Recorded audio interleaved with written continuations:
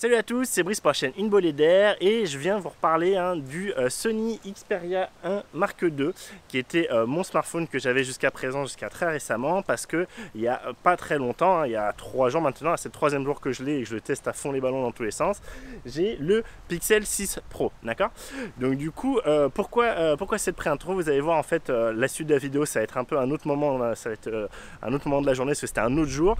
Et en fait ce qui s'est passé, c'était que je vous avais fait une vidéo, donc c'était le 18-19 octobre, hein, je le dis un moment justement, vous allez voir dans la suite, et à ce moment là, donc j'avais pas encore le Pixel 6 Pro, je venais de me décider en fait à me l'acheter, et je vous expliquais dans la vidéo, hein, je vous disais pourquoi en fait à ce moment là, pourquoi au long terme en fait le Xperia 1 Mark II m'a pas mal déçu sur plusieurs points, des points on va dire hardware en général, hein, vous allez le voir, je vous dirai plus en fin de vidéo, mais en particulier l'écran qui est très difficilement visible en extérieur, le problème qu'il essaye de se déverrouiller, qui se déverrouille un peu comme il veut tout seul, que le capteur d'empreinte n'est pas terrible, enfin voilà, je vais tout vous détailler dans la suite de vidéo, je vous la refais pas maintenant.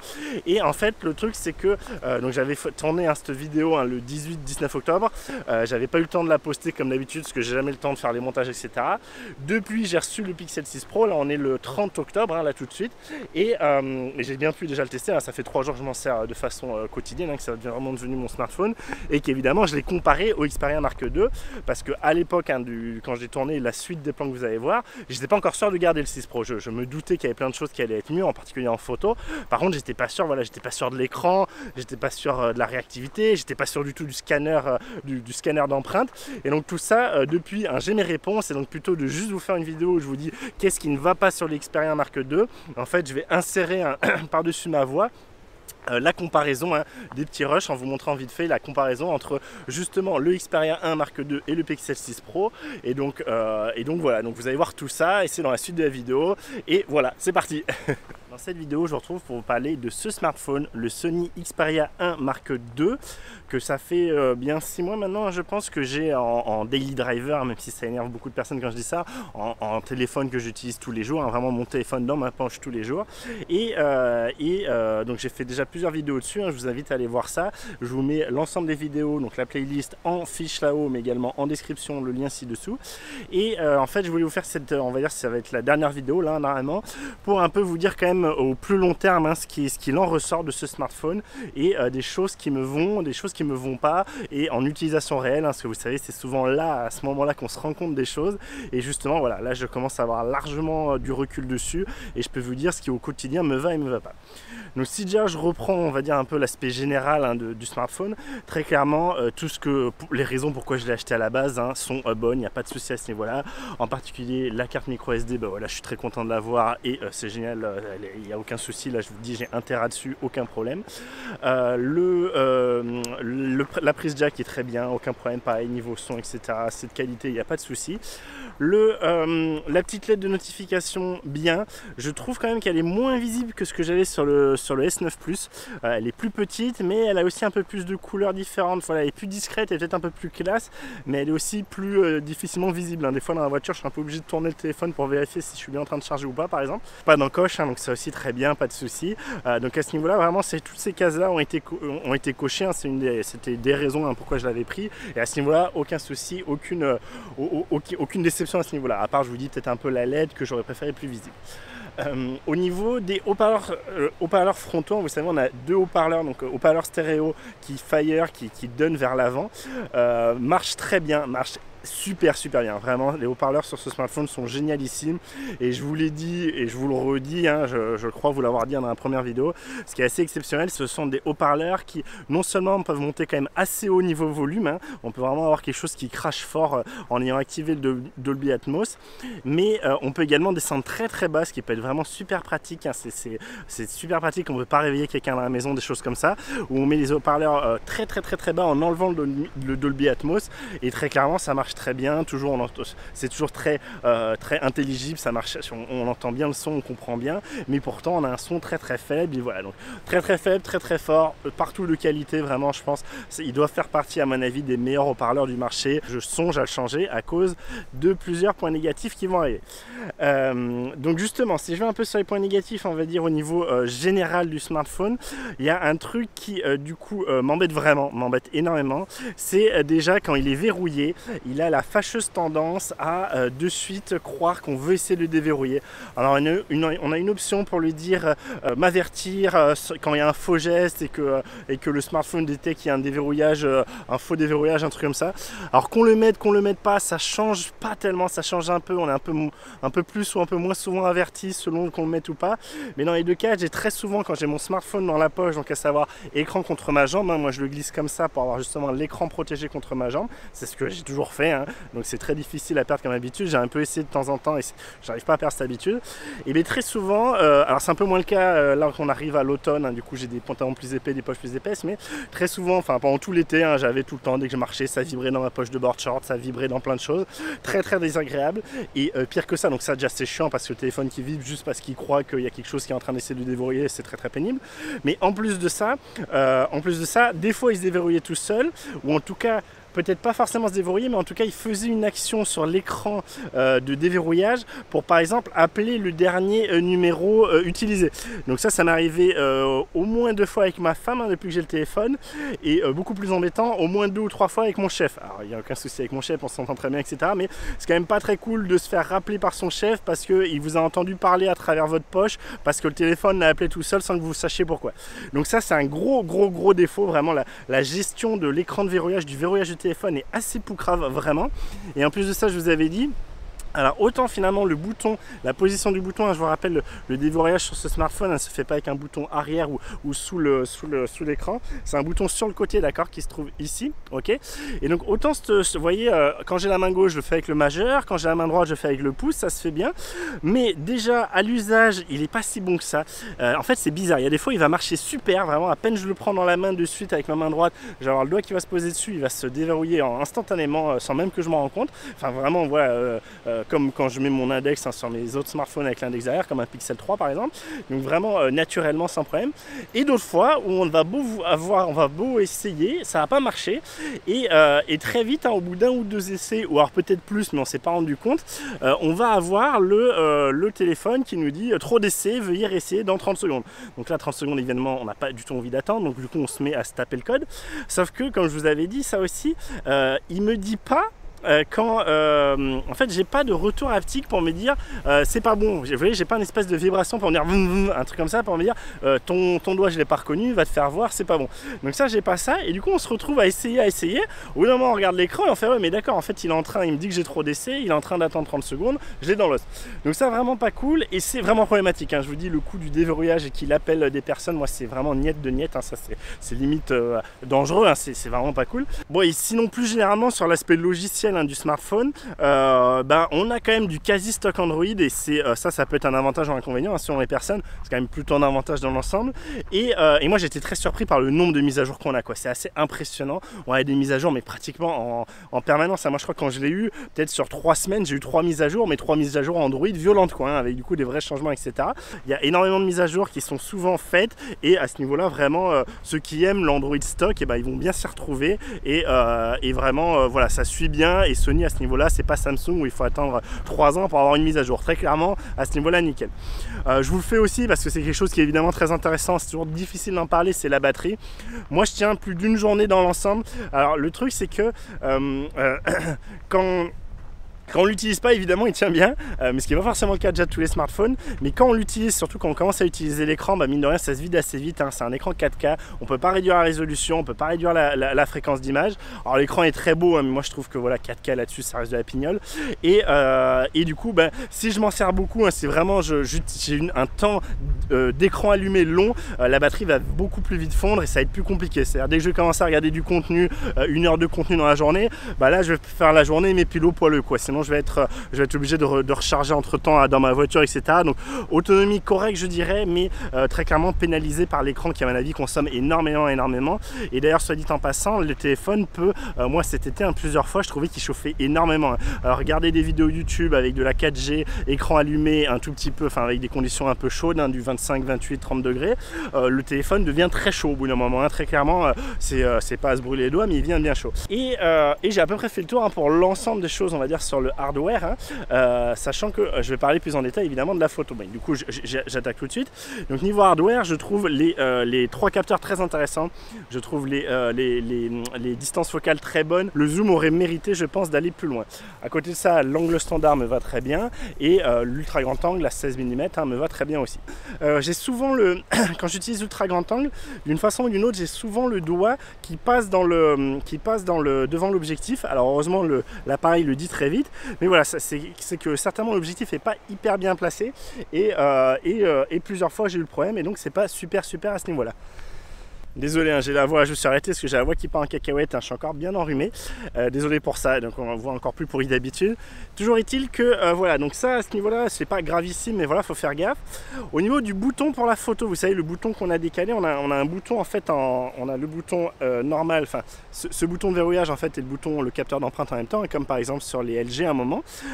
Et on a un bouton en plus, vous voyez en bas, qui va servir du coup quand on prend le téléphone, du coup, dans l'autre sens, hein, évidemment avec la main droite, si je vous le montre. On veut prendre le téléphone comme ça, du coup, vous voyez, on a directement l'index qui vient bien sur ce bouton et ça sert de déclencheur.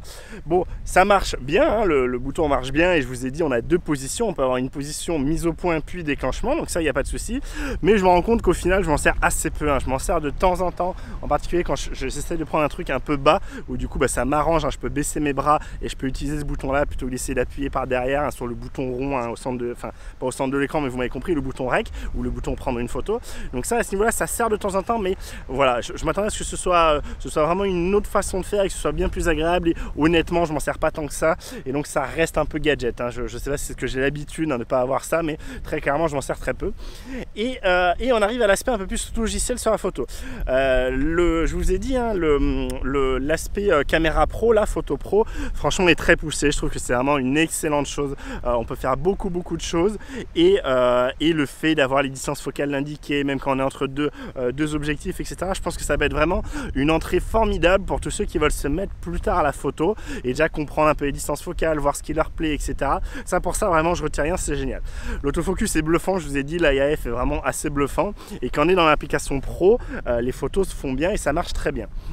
Quand on n'est pas dans l'application pro, ce qui est malheureusement la plupart du temps, en tout cas pour moi, j'ai le réflexe plutôt hein, pour pas avoir forcément les roues à côté et parce que mine de rien l'application pro met un petit peu plus de temps à se démarrer et c'est un peu plus entre guillemets compliqué, un peu plus long de changer. Enfin, en particulier, typiquement moi le truc qui m'emmerde, c'est que quand je suis dans l'application photo, si je veux faire de la vidéo, photo pro, si je veux faire de la vidéo, faut soit que je repars dans l'application normale, soit que je pars dans vidéo pro. Donc vous voyez, typiquement moi quand j'ai mon smartphone, quand j'utilise mon smartphone, c'est parce que je veux prendre ma fille sur le vif et de temps en temps c'est les photos, de temps en temps c'est les vidéos, et comme pour mon utilisation classique, je fais souvent 50-50 et du coup ça m'emmerde de devoir d'utiliser la photo en pro et alors qu'il y a encore l'action qui est en train de se faire, devoir ressortir, perdre du temps, re-rentrer dans l'application photo normale, lancer l'enregistrement vidéo, voilà, ça c'est un peu naze et du coup je me retrouve désolé, je me retrouve à utiliser très souvent hein, l'application standard, l'application basique qui du coup permet de changer beaucoup plus rapidement entre les objectifs, entre la photo, la vidéo, etc. Et cette application là dans l'ensemble est bien, j'ai pas vraiment de critique à lui faire, je vous ai dit, vous avez vu mes vidéos, dans l'ensemble je trouve qu'elle est plutôt pas mal. Par contre très clairement, donc l'autofocus marche bien aussi dans cette application, hein, vraiment l'autofocus sur les yeux et tout, on voit les petits carrés qui se font. Et par contre le problème c'est que entre ce petit carré qui fait bien la mise au point et quand nous on déclenche notre photo, et ben déjà il peut se passer pas mal de temps et alors pas mal de temps, c'est peut-être une demi-seconde, une seconde, mais ça commence à faire beaucoup hein, quand on a un sujet qui bouge et on a souvent des flous de mouvement parce que la photo soit des flous de mouvement, donc ça à la limite c'est pas très grave, c'est une pause un peu plus longue parce que voilà le capteur est trop petit, etc. Donc ça je comprends, mais je trouve que je l'ai plus souvent par exemple que ce que j'avais sur un Pixel hein, typiquement. D'ailleurs au passage évidemment on n'a pas de mode nuit, hein, ça n'existe pas là-dessus et ça manque hein, très clairement, pas avoir un mode nuit du Pixel, ça manque et surtout j'ai énormément de photos qui sont ratées parce que j'ai appuyé, j'ai déclenché soit via le bouton, soit via le truc rond derrière l'écran, j'ai appuyé dessus, moi il me dit qu'il a fait la photo pile au moment, par exemple si ma fille est en train de sauter d'un jeu, si elle est en train de commencer à tomber, à glisser d'un toboggan, des choses comme ça, pas à tomber, à glisser, et bien je déclenche à ce moment là et quand je regarde ma photo après, déjà elle met un peu de temps et je me dis oulala elle met un peu de temps et quand je regarde ma photo c'est pas au moment où j'ai fait le déclenchement et donc ça évidemment pour prendre un sujet sur le vif, ce qui est pour moi le plus important pour un smartphone, et bien c'est pas terrible. Et du coup je me retrouve avec souvent bah voilà l'instant juste après et l'instant juste après bah c'est plus l'instant qui m'intéressait. Alors on peut faire de la rafale effectivement, du coup on peut compenser avec ça, mais après ça fait plein de photos à trier. Donc voilà, ça c'est un peu, c'est très problématique, hein, vraiment ça c'est un truc qui m'emmerde. Je vous dis, ce truc là on l'a pas du tout avec l'application Photo Pro, donc si vous comptez utiliser l'application Photo Pro, il n'y aura pas de souci. Mais sur l'application normale, pour pouvoir utiliser facilement de la vidéo, de la photo, tout ça plus rapidement, c'est pas le cas. L'application est trop lente, il y a un trop long moment entre quand on appuie et quand on déclenche et quand la photo se fait effectivement. C'est un énorme problème et c'est vraiment une très grosse déception à ce niveau là. L'autre grosse déception qui là est plus côté hardware quand même, c'est que on a une distance minimale de mise au point sur tous les objectifs qui est vraiment pas très bonne. On peut absolument pas faire de la macro, de la simili macro, on est toujours très loin des sujets, au point que quand je veux faire des photos par exemple d'un écran ou d'une feuille pour juste avoir le texte, des fois me rapprocher plus pour voilà juste prendre la partie du texte qui m'intéresse, et bien souvent je me retrouve à être un peu en galère. Du coup il me dit vous êtes trop près, donc ça il a l'avantage de nous dire non reculez-vous, vous êtes trop près, mais voilà, du coup je me retrouve à des fois galérer, ne serait-ce que pour faire entre guillemets un scan d'une feuille, juste prendre en photo une feuille de cahier de labo, des choses comme ça pour pouvoir le reprendre après. Et bien du coup je trouve que je suis un peu trop loin et voilà, et je suis pas en limite de résolution parce que bon quand même 12 mégapixels ça peut le faire, c'est quand même déjà bien, mais très clairement je préférais m'approcher plus. Et il y a plein de fois moi quand je suis en nature ou quoi, ou même pour m'approcher de ma fille pour avoir un détail sur elle, etc., je ne peux pas m'approcher suffisamment, peu importe la focale, je ne peux pas m'approcher suffisamment, c'est vraiment très dommage. Toujours niveau hardware en photo, il y a quand même un truc qui est ultra pénible aussi, c'est le capteur frontal. Alors moi je suis pas spécialement selfie, etc., mais c'est vrai que par exemple avec ma femme, avec ma fille, pour faire une photo de groupe comme ça rapidement, et ben le capteur frontal est vraiment nul, mais nul de chez nul. Donc en photo il est nul et en vidéo aussi il est nul, on fait que de la 1080 dégueulasse. Enfin, voilà. Le capteur frontal est complètement nul et globalement en vidéo le smartphone s'en sort plutôt bien, mais c'est pas voilà, c'est pas une prouesse, en tout cas au niveau stabilisation c'est pas forcément génial. On a vite un peu vous savez, les artefacts numériques, on voit que c'est stabilisé ou du coup on a un peu des cassures dans la vidéo. Donc c'est pas exceptionnel, c'est pas mauvais, mais c'est pas exceptionnel avec les capteurs arrière. Et du coup ça aussi c'est dommage, c'est pas génial et clairement je me trouve souvent limité par le capteur frontal où je me dis voilà, il est de mauvaise qualité, en plus l'angle est vraiment pourri, l'angle est pas du tout assez large hein, pour ce que je voudrais en faire. Donc voilà, ça c'est encore un truc de plus qui fait que au final l'expérience photo globale est pas si bonne quoi. Vraiment je suis pas mal déçu à ce niveau là, très franchement. Pour mon utilisation hein, comme d'habitude je suis pas mal déçu et c'est un peu ouais voilà, c'est vraiment une petite déception, une petite moyenne déception quoi. Là vous vous dites peut-être, vous vous rappelez peut-être de ma vidéo où justement j'étais passé du Pixel 3 en fait au S9 Plus, j'étais repassé au S9 Plus et après j'étais passé au Sony. Je vous avais dit, ouais, moi un smartphone, très clairement le Pixel 3 il est génial pour les photos, etc. Mais voilà, ça ne me va pas pour tout ce que je fais à côté. Et c'est toujours le cas, hein. Je sais que là je vais avoir 128 Go. Malheureusement en France on n'a que 128 Go, on n'a même pas 256 de disponible. J'ai essayé de le trouver quelque part en Allemagne, mais j'ai pas réussi à trouver. Déjà c'est en rupture de stock partout, même en 128. Donc du coup je me suis pris le 128, je sais que ça va être trop short, je sais que ça va me faire chier. Pas de carte micro SD évidemment, pas de LED de notification, pas de prise jack évidemment, voilà, tout ça, ça m'horripile, ça me fait trop chier. Mais aujourd'hui j'ai un peu changé mon fusil d'épaule dans le sens où de toute façon même avec le Sony en fait ça je vous l'ai pas dit, c'est un de ses autres gros défauts, c'est que en fait l'écran est pas du tout assez lumineux et en extérieur c'est une catastrophe, en particulier en été, etc. Mais même en hiver c'est une catastrophe, j'ai beaucoup de mal à le voir en extérieur. Et du coup dans tous les cas j'utilisais en extérieur dès que je sortais, que je faisais une rando, des choses comme ça, j'avais mon second smartphone qui du coup me servait pour ça, avec du coup un écran bien plus lumineux et qui lui du coup a aussi un slot de carte micro SD pour pouvoir mettre toutes les cartes, des choses comme ça, et les cartes de rando quoi. Et du coup bah voilà, avec cette optique là en me disant bah de toute façon ok, j'ai un smartphone qui va me servir à stocker la musique, à stocker mes cartes, à me servir en extérieur pour le GPS, etc. Et un autre smartphone qui va être mon daily driver avec vraiment l'aspect photo, c'est ce qui me manque un peu aujourd'hui avec le Sony, hein. C'est un des trucs qui manque, c'est pouvoir prendre sur le vif ma fille, voilà, quand j'ai pas mon boîtier photo avec moi, pouvoir directement faire des photos vidéo rapidement et de qualité. Bah très clairement c'est pour ça que je retente de passer sur Pixel, mais je vous dis je vais pester sur les 128 Go. Et voilà, donc vous avez cette comparaison complète, enfin cette première comparaison, hein, bien entendu. Je vous l'ai dit, hein, je vais faire des tests beaucoup plus poussés hein, sur ce Pixel 6 Pro. Je vais faire des tests en détail, hein, je vais vous le comparer à d'autres, au Pixel 3, je vais vous le comparer pour la luminosité d'écran, je vais vous montrer un peu ce que ça donne par rapport à d'autres smartphones que j'ai hein, qui sont quand même bien lumineux. Je pense au LG Wing, je pense au S9 Plus que maintenant c'est mon père qui a, voilà. Comme ça vous aurez vraiment vous aurez des comparatifs réels, parce que c'est toujours quelque chose qui manque, moi je trouve, hein, quand en tout cas je cherche un smartphone, je j'ai toujours beaucoup de mal à trouver ça.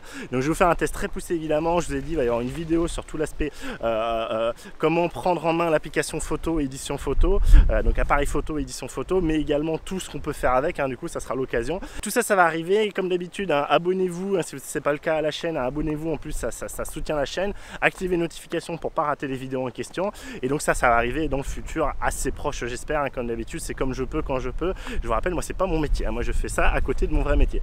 Donc du coup voilà, et ce que je veux dire quand même, je vais vous faire une petite conclusion sur tout ça, c'est que au final, hein, aujourd'hui en 3 jours, pour vous dire, hein, en 3 jours c'est sûr, je garde le Pixel 6 Pro, d'accord, très clairement, hein, niveau luminosité d'écran, il explose le Xperia 1 Mark II, mais c'est voilà, c'est sans commune mesure, et le Pixel 6 Pro est vraiment bon, hein, il est vraiment, j'ai vu plein de tests, hein, vous savez, hein, quand je m'achète un produit, hein, comme ça, je regarde tous les tests qui existent et possibles, c'était assez mitigé, il y en avait qui disaient qu'il était bien lumineux, d'autres qui disaient qu'il n'était pas assez lumineux. Il est très lumineux, hein. Il fait partie des écrans très lumineux, je trouve, en extérieur, en tout cas en conditions réelles, en extérieur, hein, pas en labo à le regarder sous une lumière, mais en vrai, hein, avec du soleil, je peux vous dire, il est très lisible, hein. C'est peut-être pas le plus lisible que j'ai jamais eu, mais il en fait partie. Donc à ce niveau-là, réglé. Niveau déverrouillage, plus du tout de problème, hein, du truc qui vit dans la poche parce qu'il veut se déverrouiller tout seul, plus du tout le problème qui se déverrouille effectivement tout seul. Et à côté de ça, au niveau capteur d'empreinte et déverrouillage, vraiment, quand je veux le déverrouiller, le capteur d'empreinte, et alors j'en ai eu 3, c'est mon 3e smartphone avec un capteur d'empreinte sous l'écran. J'avais eu le G8X qui était une catastrophe. Le G8X c'était vraiment une cata, mais je pense qu'il était pas mal bugué, là il marche plus trop même, hein, le smartphone, donc je pense qu'il y avait un problème avec mon modèle, hein.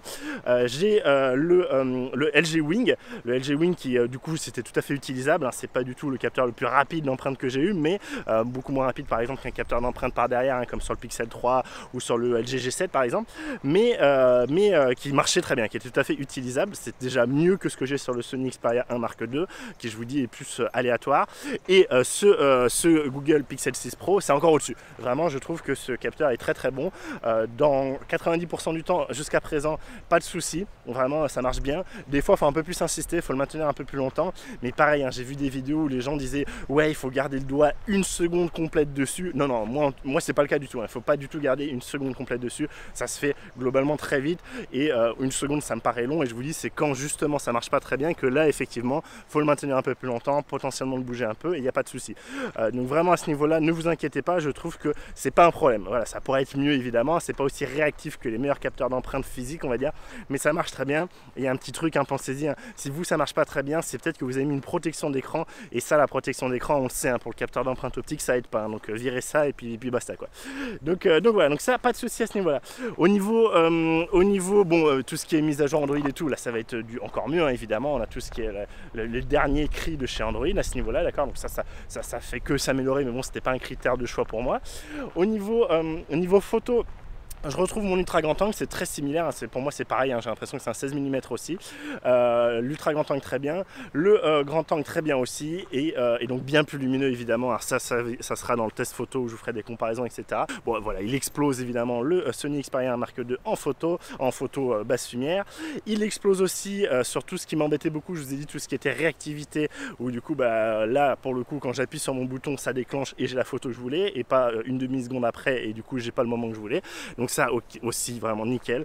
Le téléobjectif est meilleur, très clairement, il est meilleur en qualité, il va un peu plus loin. Le zoom numérique derrière permet de faire des choses quand même, hein. On peut aller jusqu'à du x8 voire x10 sans trop de soucis de ce que j'ai vu, ça c'est pareil, on verra tout ça en détail avec la galerie photo, hein, dans la vidéo dédiée, mais voilà, pour vous dire tous ces griefs là que j'avais sur le Xperia 1 Mark II évidemment sont partis. Le capteur frontal est très bon, hein, aidé du coup évidemment du traitement logiciel, c'est excellent, vraiment excellent. Le fait que je puisse avoir du grand angle à peu près 20 mm, ça change la vie. Le fait que je puisse filmer en 4K, évidemment ça change la vie aussi quand je voudrais vous faire des lives, hein, du coup par exemple pour YouTube, ou des lives éphémères où je vous dis par exemple les bons plans qu'il peut y avoir, hein, pour le Black Friday, je pense à ça, c'est ce que je vous ai déjà fait l'an passé, voilà, des choses comme ça.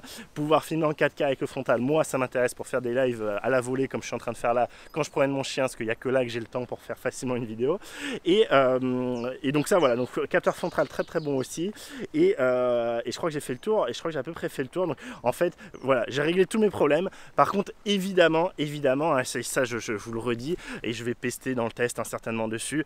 Évidemment, je n'ai pas l'extension de mémoire et 128 Go, c'est ridicule pour moi, c'est vraiment une grosse blague. Comme je vous dis, je change mon fusil d'épaule parce que ça y est, j'ai laissé tomber l'idée d'avoir un smartphone qui fasse tout bien. Je suis passé sur l'idée, je vais avoir un smartphone qui fasse tout bien dans ma vie de tous les jours, où j'ai pas forcément besoin d'énormément de stockage.